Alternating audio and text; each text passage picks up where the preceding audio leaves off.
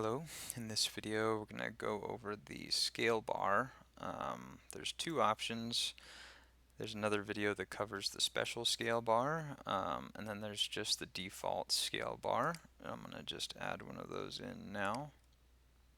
I'm just going to draw a nice big box down here.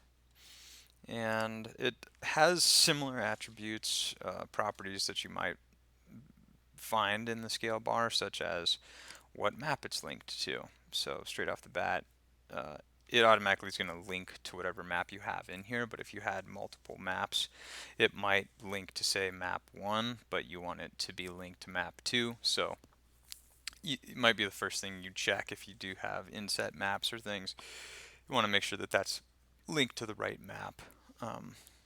So let's just go through these properties. We have the standard layout options, the location, name, size, locked if you want to keep it from moving. And then we have the background. I'll show real quick. We can add a background to that. Maybe different color. Take that away, and then we can add just a neat line. And you could actually change this and make this big, size 3 or something. So I'm going to just take both of those away for now. Break before 0. So these are all just going to be options besides font. There's a couple options in here that are specific just to this scale. So break before 0.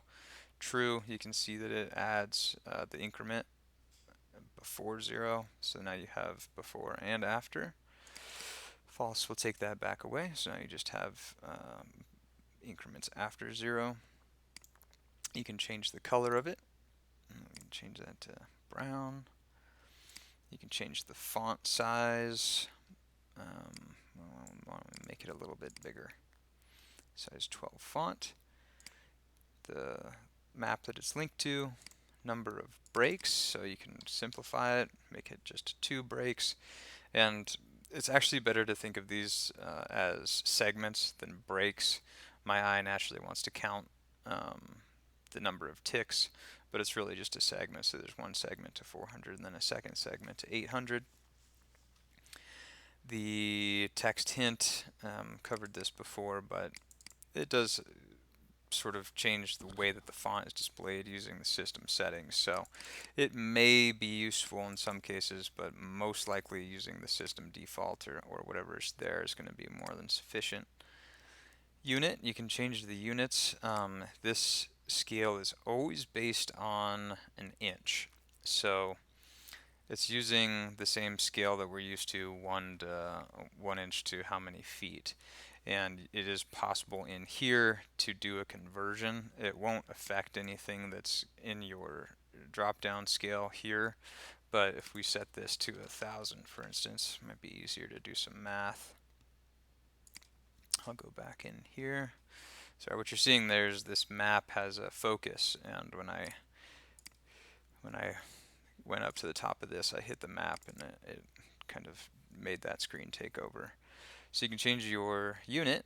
There's quite a few different options here, but we can change that. So 1 inch equals some meters, 305 meters, but what you'll notice is this is not updating as it does with the special scale bar. So if you change this to meters, you need to come in here and change this to meters.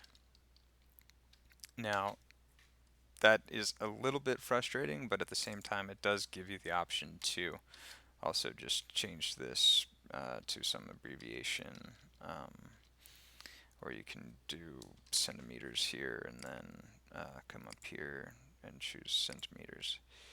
So you do have to be a little bit more cognizant of that and make sure that if you do change the unit, you do change the unit text as well. And again, always starts at 1 inch or uses 1 inch, and the only thing that's really customizable is the ratio, the second part of the ratio. So it's always going to be 1 inch out of some unit. And to change the increment size, it's all based on the size of the scale itself. So a larger scale will change an increment. So it does take some fiddling, to potentially find what you're looking for in terms of a segment length. But it is fairly customizable, and if you do find that you need to make a scale outside of the more common special scale, which is always an inch, you can come in here and kind of change this around. And I'll mention one more time, if you set this to 100%, the view for the layout, this 8.5 by 11 or any size 11 by 17 will show up at the correct aspect. So, or at the correct scale itself of a piece of paper. You can set a piece of paper up here and it will actually match the extent of this exactly. You can put a ruler up to this 1-inch scale and it will be 1 inch.